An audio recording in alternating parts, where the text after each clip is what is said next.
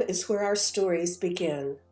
Our Town, Our Kids works with local Kansas communities to reduce the number of their youth at risk for involvement in the juvenile justice system.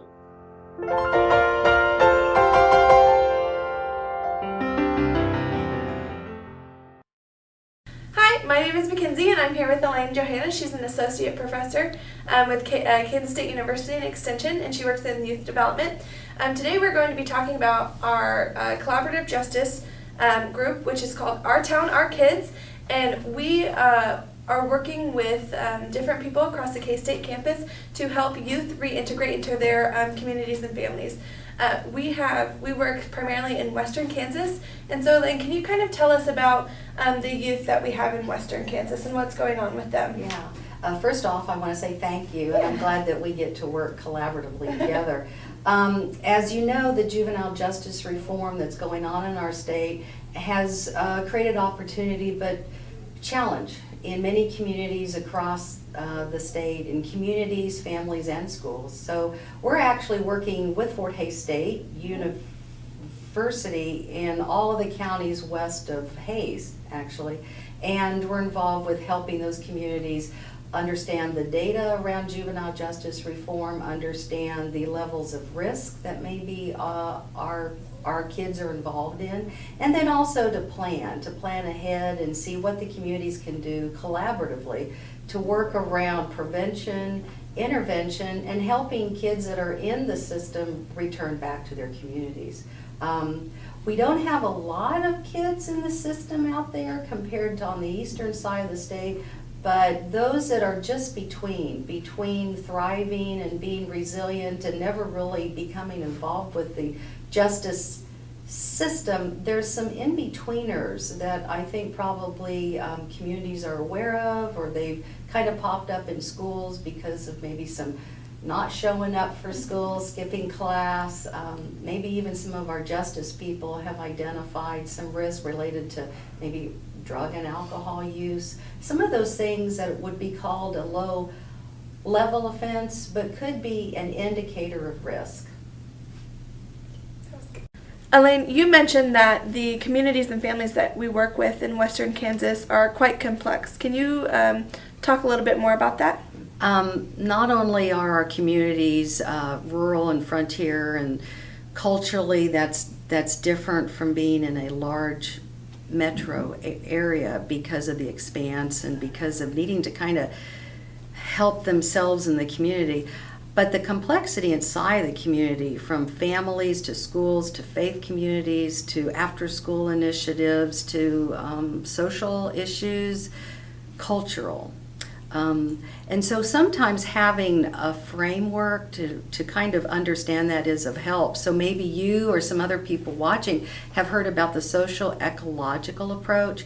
It's a model that's comprised of sociology ideas, psychology, but more importantly, how a child is able to develop inside a community. So the most direct contact a child has in an environment would be the household, the family, the parents, the sibs, who's ever in that household. And hopefully that's a positive, nurturing environment. And from the socio-ecological approach, that's called the micro environment, really small and comprised. As that child grows up, they reach out and they find that there's much more going on than what's in their own household, and that involves school and friends. So those environments interact with the child, and those are called the meso environments. Sometimes the school interacts with the parent, sometimes the faith community interacts with that child and with friends. So the meso environment is a wonderful array of relationships that are built between that child, their family, and the close environment. The next layer is called the exo, and the exo layer sounds kind of, what is that? But it's really everything in the community that involves affecting the schools, involving the other environments that are close to that child. You can imagine maybe it's the school board that determines how the schools interact. Maybe that's the business community that allows children to have apprenticeships, internships, summer jobs. Maybe that's also the faith community, the 4-H club, recreation, other kinds of people in that child's life that maybe don't interact directly, but they do affect the meso environment, those things that eventually do affect that child and how they grow and how they thrive. Probably the most complex but very important environment is called the macro environment. And if we had a graphic, it would be a shell that comprises all of these other ones, and the macro environment is really what maybe government does, policy, politic, culture, beliefs.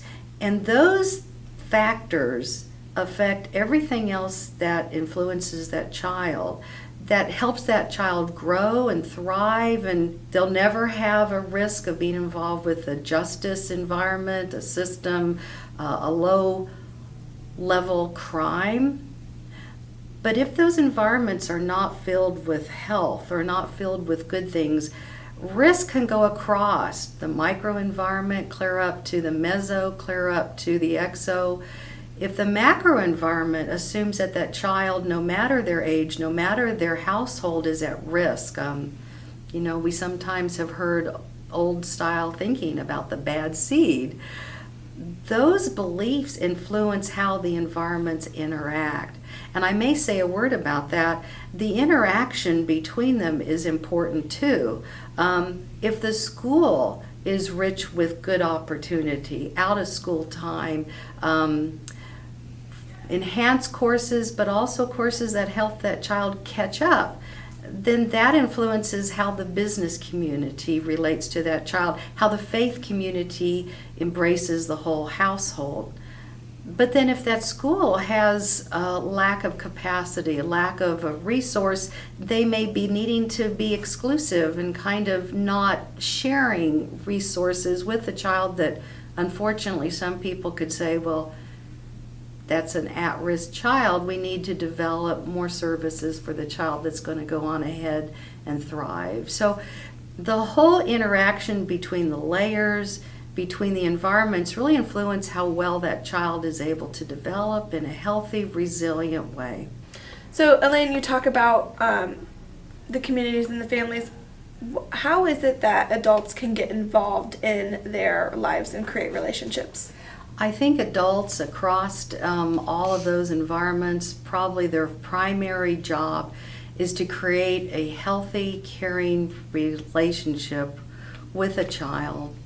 With a whole bunch of kids, that would be great, but probably with a child that they really know.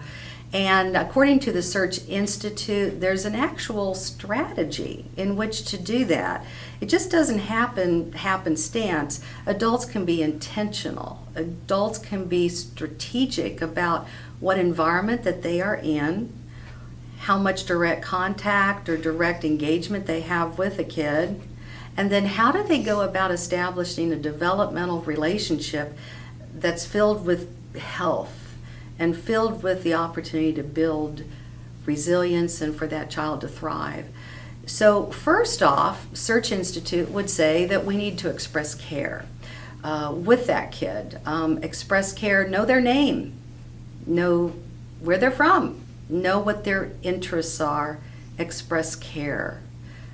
That's a part of being attached. Once that child sees the adult express care, then that child may actually become more attached. They may actually care about themselves more. Well, after that's established, step 2 would be challenge growth. Now, you don't do that right away. That would be kind of an uncomfortable way to establish a relationship. But challenge growth means trust that child. Show that you do trust them, that they can achieve, that they can accomplish, that they can master a skill, be it learning how to fish, learning how to ride a bike, learning how to monitor themselves. Challenge growth. Step 3 which is really alongside step 2. But step 3 is provide support, a safety net. An adult does great harm by challenging growth and allowing that child to sink or swim, do it themselves, grow up by yourself. Children are growing, that's the whole point. The brain isn't developed yet. So that adult who's strategic, intentional, and gets the fact that developmental relationships are healthy relationships that develop over time. They provide support, a safety net of sorts. They understand that that child may fail, but from the opportunity to fail, they learn a lot. So that's step 3. Step 4 is actually power that is shared. It's a reciprocal relationship within the adult who's intentional. They know what they're doing. They're establishing a healthy developmental relationship, and that relationship affects them too. It affects me as an adult. I start to grow, and I too then start to understand that this kid, this child, this young individual can have power, can lead, can learn to lead, and that's what I really want. I want that young person to become a thriving adult. So the shared leadership is step 4. Step 5 is like, my goodness, we've arrived. It's extend opportunity. Expand the opportunities for that person that's going to thrive no matter what. They're underway, they're doing well in the community, or the kid who's in between. Maybe they're experimenting with some drugs. Maybe they're experimenting with skipping school, truancy, some low-level issues that we don't want to brand them. We don't want to say, well, they can't learn, but we want to extend opportunity to develop. Even that child who's in the justice system now, the adults in the system can be intentional about why they are working in it. Why are they in corrections? Why are they in a detention facility? Be strategic and develop relationships inside. Provide opportunity, step 5. So to go through the steps again. Number 1, show care. Express it. Know the child. Know who they are, other than labels. Step 2, challenge growth, but appropriately. Step 3 is provide support. Step 4 is to share the leadership, power, share the communication, share the relationship. Both of us will do well with that. And then step 5, extend opportunities. So another question that I have is, how does a developmental relationship happen when a child is no longer an in-betweener, but instead has fallen off of and chosen a negative path in life? That is a difficult issue, isn't it? The child who's already gotten involved with the justice system, they find themselves in either correctional environments or residential facilities who aren't just potentially at risk, they are in it right now, and that's a tough one. For the adult who works in those facilities, the systems, again, I think they can be strategic, intentional about why are they working there and what's the developmental relationship path that they can encourage that child to be on. Knowing the child, providing supports, offering challenge appropriately. I think those are all things that an adult can do. But I do think we need to have a realistic view of some of the challenge that's ahead. Some of the children who are in the system have been traumatized for years in infancy and on. Some of those traumas do affect the physiology of the brain, the chemistry. Toxic stress can affect how well the nervous system fires and how well that child can learn. And so the challenge is ahead. And you know, what is probably of most concern for our communities is that if that child grew up in a traumatized environment, the parents, the adults around them probably also had that early in their lifetimes too. You know, even the parents could have benefited from a developmental relationship when they were young. We can't turn that clock back. We can still be of support and help and be aware, but we need to be aware that that parent is probably also in stress, has been in stress, and may also have had some trauma in their lives.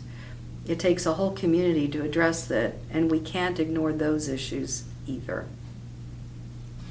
Well, thank you so much, Elaine, for speaking with us today. I just want to summarize what we've kind of talked about today. So the one takeaway would be to listen to the youth. Yes. I think that's quite important. And when they come to you, always try to challenge them and help them grow. I think for next time we should probably start talking about focus on parenting and the stress that the parents face and some of the stress that the community might face when dealing with at-risk youth. Yes, thank you.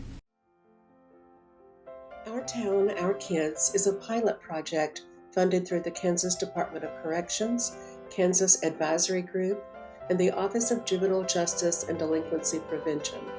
The university group is K-State Juvenile Justice Collaborative, a multidisciplinary team from Kansas State University, Fort Hays State University, and K-State Extension.